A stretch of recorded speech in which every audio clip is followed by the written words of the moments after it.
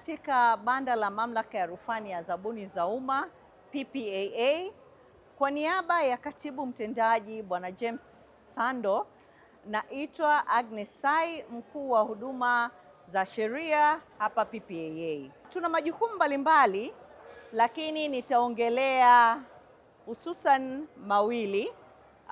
Jukumu la kwanza ni la kusikiliza na kutoa uamuzi dhidi ya rufaa zinazotokana na michakato ya zabuni za umma, lakini pia kufungiwa kwa wazabuni kushiriki katika michakato ya zabuni za umma ambapo wanafungiwa na Mamlaka ya Udhibiti wa Ununuzi wa Umma PPRA. Kwa kuanza nitaanza na rufaa zinazotokana na michakato ya zabuni za umma. Rufaa hizi zina hatua ifuatayo. Hatua ya kwanza, kabla ya kuja PPAA, mzabuni ambaye ameshiriki katika zabuni za serikali, mfano zabuni za usambazaji wa pembejeo za kilimo, anatakiwa kuwasilisha lalamiko lake kwa mkuu wa taasisi aliyetangaza zabuni hiyo, na mkuu wa taasisi ana wajibu wa kutoa majibu ndani ya siku 5 za kazi au siku 7 za kazi pale ambapo ataunda jopo, na atatakiwa kuwataarifu wazabuni wote ndani ya siku 1 kama ameunda jopo, ili wajue siku za kutoa uamuzi, kama ni siku 5 za kazi au siku 7 za kazi. Basi pindi uamuzi unapotolewa na afisa masuhuli, huyu mzabuni asiporidhika na uamuzi huo, ana nafasi kisheria kuja PPAA kwa ajili ya kuwasilisha rufaa. Lakini sheria pia imempa nafasi mzabuni huyu pale ambapo afisa masuhuli hatatoa uamuzi wake kwa muda ulioainishwa kisheria, basi sheria imempa tena siku 5 za kazi toka pale ambapo mkuu wa taasisi alipaswa kutoa uamuzi kuwasilisha rufaa yake PPAA.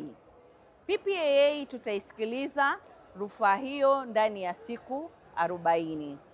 Siku 40 tumepewa ni muda mchache kulinganisha na mahakama nyingine, ili kurahisisha michakato, miradi ya serikali kuweza kutekelezwa kwa wakati na kuweza kupata thamani bora ya fedha.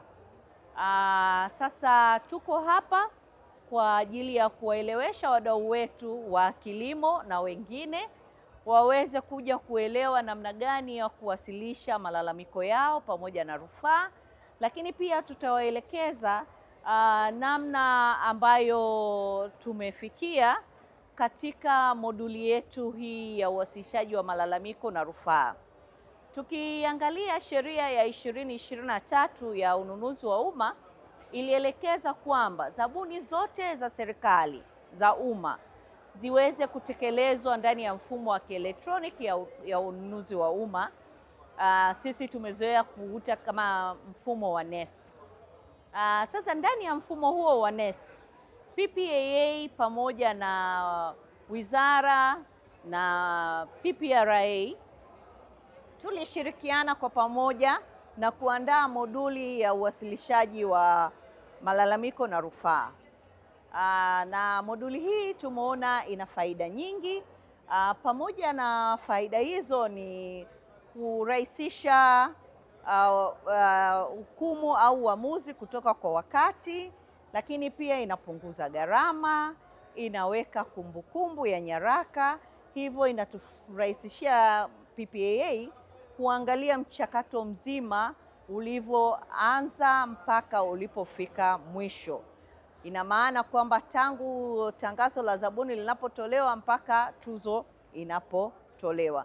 Kwa hiyo hamna ulazima au hamna sababu ya wewe kuwasilisha nyaraka kwa makaratasi au kudurufu makaratasi kuleta kwetu, kwa sababu kila kitu tunakiona ndani ya mfumo huu wa NeST kupitia moduli yetu ya uwasilishaji na ushughulikiaji wa malalamiko na rufaa.